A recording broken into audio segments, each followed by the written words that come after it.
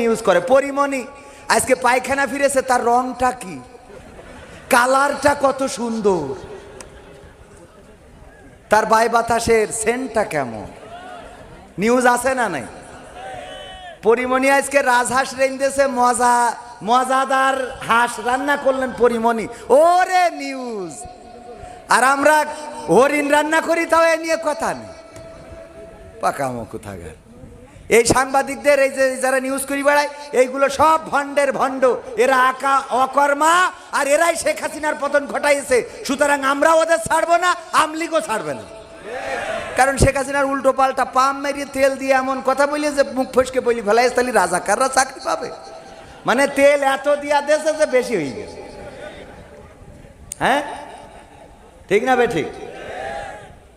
এই কাজগুলো করি শেখ হাসিনা। এই জন্য আওয়ামী লীগ বিএনপি সব একদল হয়ে এই সাংবাদিকদের পিছনে লাগতে হবে। যারা সত্য সাংবাদিকতা করে কোনো অসুবিধা। আইন মন্ত্রী আটকে গেল আইনেরই ফাঁকে, দাড়ি ছাড়া দরবেশের ভণ্ড ভণ্ড লাগে। শুনছি কত নেতা নেত্রী খাইতেছে ভাই ডান্ডা, বিচারপতি কালামানিকের ফাটিয়েছে আন্ডা। পলকেরও ঝলক গেল, পলকেরও ঝলক গেল, থামিয়ে নেটের চাকা। ওদের ছাড়া দেশটা কেমন লাগে ফাঁকা ফাঁকা, তাদের ছাড়া দেশটা কেমন লাগে ফাঁকা ফাঁকা। কই গেল সেই সংসদেতে মমতাজের গান, কোথায় গেল হজরত বলা শামীম ওসমান। বোরকা পরে পালিয়েছে, ঠিক না বেঠে? কই গেল সেই সংসদেতে মমতাজের গান, কোথায় গেল হজরত বলা শামীম ওসমান। ইনু মেনন দীপু মনি আছে কারাগারে, বাপ করিলেও পাপ কখনো ছাড়ে কি আর তারে। কোথায় গেল স্পিকারে, কোথায় গেল স্পিকারের দৃষ্টি আঁকা বাঁকা, তাদের ছাড়া দেশটা কেমন লাগে ফাঁকা ফাঁকা, ওদের ছাড়া দেশটা কেমন লাগে ফাঁকা ফাঁকা। ভোট, ভোটের আগে পাশ হয়েছে মন্ত্রী মিনিস্টার, লাগেনি মিছিল, লাগেনি মিটিং, লাগেনি তো পোস্টার। নির্বাচন কমিশন ছিল ইন্ডিয়ান কোন যন্ত্র, কেমন গণতন্ত্র ছিল, কেমন গণতন্ত্র, গণতন্ত্রের আড়ালে ছিল রয়ের ষড়যন্ত্র। কেমন গণতন্ত্র ছিল, কেমন গণতন্ত্র, গণতন্ত্রের আড়ালে ছিল দাদার ষড়যন্ত্র। আমি বললাম যে আছে, ঠিক বলেছি তো? কয় না, বোঝেও না, একদম ডাইরেক্ট কুরআন হাদিস থেকে উত্তর দিয়ে দিছি পাগল। বললাম যে আছে মানে কি ডবল ঠিক, আপনার জন্য জায়েজ। তবে যদি মানসিকভাবে আপনার নিয়ত থাকে যে আপনি জাহান্নামে যেতে চান, তাহলে জায়েজ না হারাম? আপনার নিয়তি হইলে জাহান্নামে যাবেন, তাই স্টার জলসা দেখবেন না, তো কি আপনি পিস টিভি দেখবেন? কথা কয় না। আপনার নিয়ত যদি হয় জাহান্নামে যাওয়ার, তাইলে আপনি স্টার জলসা কেন, ওর সাথে আরো যা আছে লাল নীল বেগুনি সব দেখেন। আর যদি আপনার নিয়ত হয় জান্নাতে যাওয়ার, তাহলে স্টার জলসা দেখা তো দূরের কথা, বরং কি করে বন্ধ করা যাবে সেই চিন্তাটাই করা লাগবে। স্টার জলসা জি সিনেমায় বলবো, ও এই গানটা তো এখনো শেষ করিনি। বিরোধী দল যারা সংসদে ছিল তারা ছিল পোষা ময়না, দেশ জলে পুড়ে হয়েছে ছাই তবুও তো কিছু কয় না। শাসনে ছিল না সততা নিষ্ঠা, বিচারের ছিল না মান, সংসদে বুঝি তাই শোনা যেত মমতাজের গান।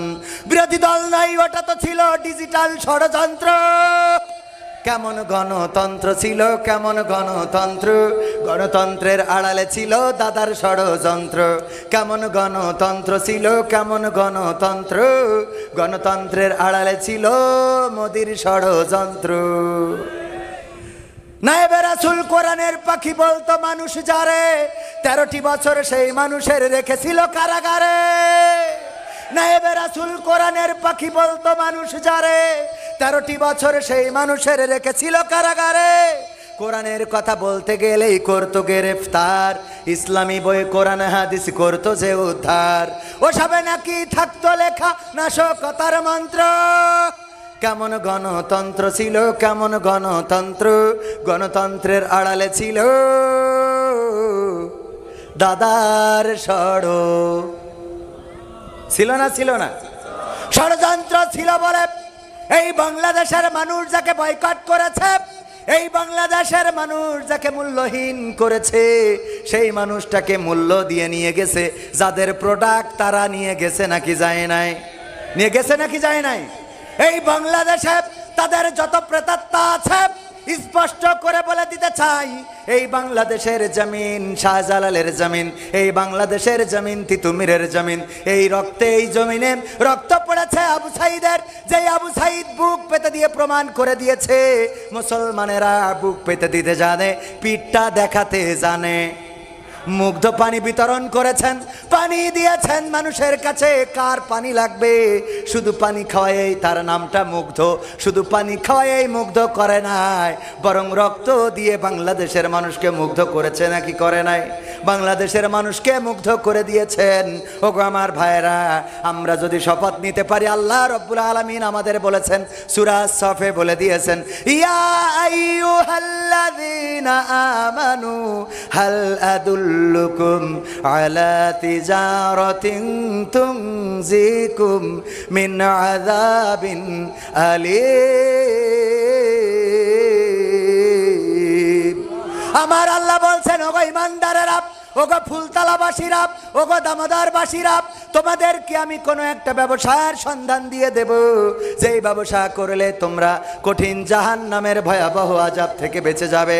তারপরে আবার পরের আয়াতে বলে দিলেন, তুমিনুনা বিল্লাহি ওয়া রাসূলিহি ওয়া তুজাহিদুনা ফি সাবিলিল্লাহ বিআমওয়ালিকুম ওয়া আনফুসিকুম যালিকুম খায়রুল লাকুম ইন কুনতুম তা'লামুন।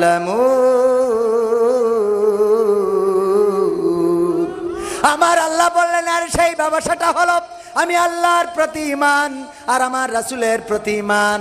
আর আমি তোমাদের যে মাল দিলাম, তোমাদের যে জান দিলাম, সেই জান এবং মাল দিয়ে আমার রাস্তায় জিহাদ করতে হবে। কিসের জন্যে? কিসের জন্যে? আল্লাহর দিন কায়েমের জন্যে। আল্লাহর দিন, এর আগের আয়াতে আল্লাহ রাব্বুল আলামিন রাসূলকে দিয়ে বলেছেন, হুয়াল্লাযী আরসালা বিল হুদা ওয়া দীনিল হাক্কি লিইয়ুযহিরাহু আলাদ দীনি কুল্লিহি ওয়ালাউ কারিহাল মুশরিকুন।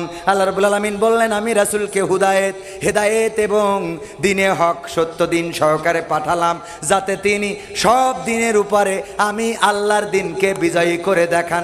সবাই জোরে জোরে বলেন সুবহানাল্লাহ। হুজুর, মহিলাদের বেপর্দা সম্পর্কে কিছু বলবেন। আমি বললি ওরা শুনবে? যারা স্বামী তারা সোজা করতে পারছে না, আমি ওয়াজ করলে সোজা হবে? সোজা হবে? মহিলাদের পর্দা করার আগে পুরুষের পর্দার দরকার আছে না নাই?